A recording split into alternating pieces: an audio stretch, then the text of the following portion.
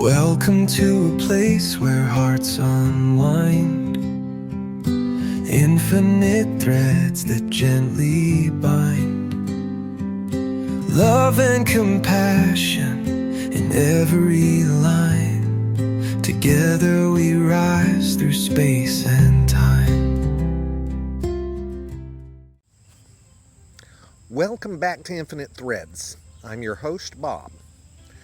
There's something quietly painful about discovering we were wrong. Not because someone told us we were, but because we began to see it ourselves. Today, we're talking about a form of bigotry that hides in plain sight, the kind we don't know we carry. This is a conversation about unconscious bias, the inherited assumptions we didn't question, the casual cruelty that blends into culture so seamlessly we don't realize we're part of it.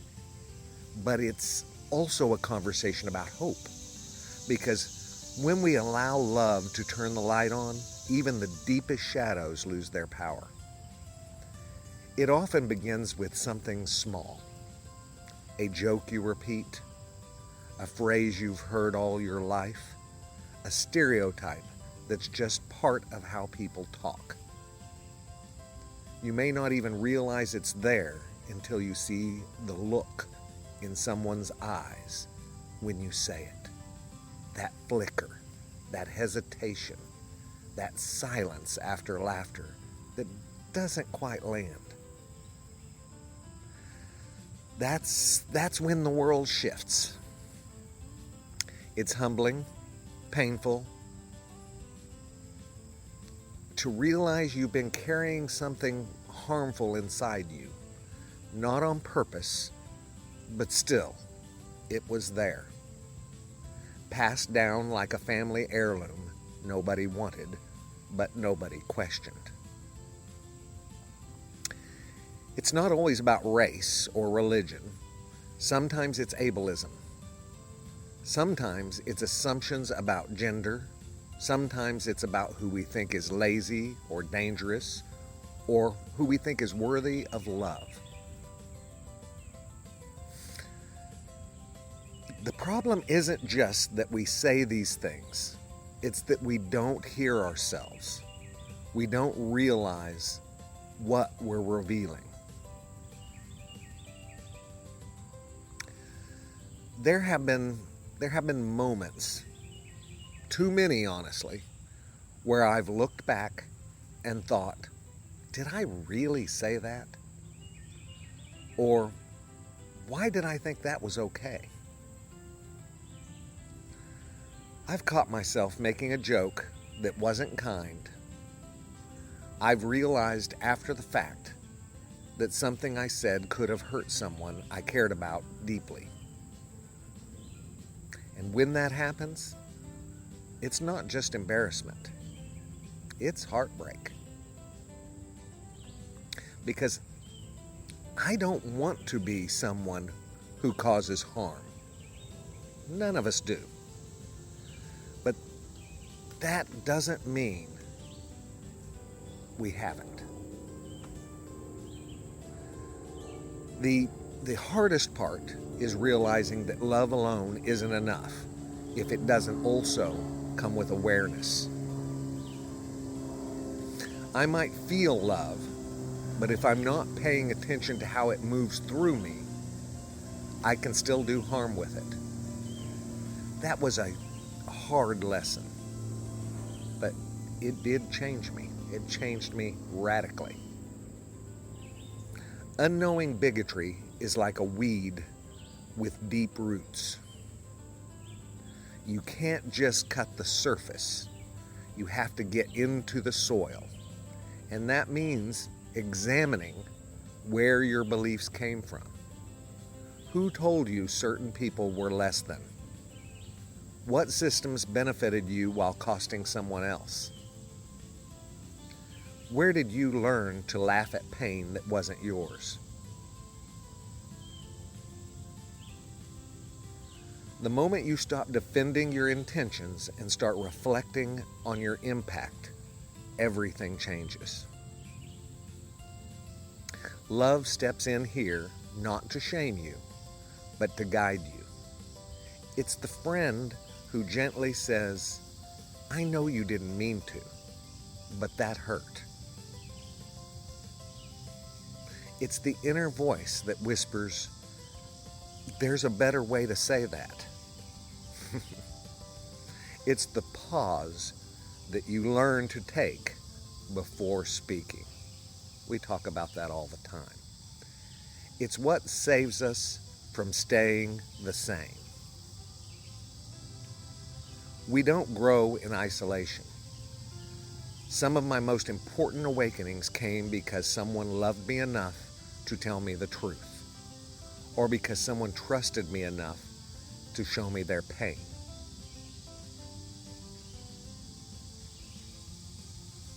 When a friend says, that made me feel invisible, and you listen instead of getting defensive, that's a sacred moment. That's where love is doing its work. And sometimes it's not words. It's watching. Watching someone exist with strength and grace in a world that wasn't built for them. And realizing how much you've taken for granted. That's happened to me over and over again. Love doesn't just ask us to be kind. It asks us to be awake. Key word. To be willing to look again. To listen longer. To say, I'm sorry. I didn't know, but I'm learning, and I want to do better. It asks us to change jokes we used to tell, to correct someone in the room when silence would be easier, to be uncomfortable if that discomfort leads to growth. Not because we want to be perfect, but because we want to be loving. And we can't claim to be loving while ignoring harm, even if it's unintentional, even if we were just joking, and even if that's how we were raised. Those are not excuses. You're not alone in this. If this episode is bringing something up for you, something you said or thought or believed in the past, please know you're not alone. The journey of unlearning is hard, but it's beautiful. It means you're still becoming. It means the thread of love is tugging at something in you, and you are listening. That, my friends, that's courage. And that courage is what we need, individually and as a culture, to stop passing down harm disguised as humor, tradition, or truth. The world doesn't change because perfect people arrive. It changes because imperfect people wake up. People like you. People like me.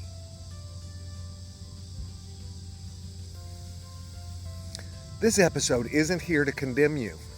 It's here to remind you there's more light available than you've ever known. More room to grow, more ways to love, and more opportunities to reflect that love in how you speak, act, and advocate. But first, we have to be willing to ask. Ask some pretty seemingly simple questions. What am I not seeing? Or who have I accidentally hurt? And what would it look like to love more deeply than I have before? Let those questions live in you today. Let them pull the threads of growth through every thought, because unknowing bigotry only stays hidden when we turn away. But when we face it with humility and courage, something powerful happens. It really does, guys. I've witnessed it. I'm living it. Love begins to see. And through that seeing, love begins to heal.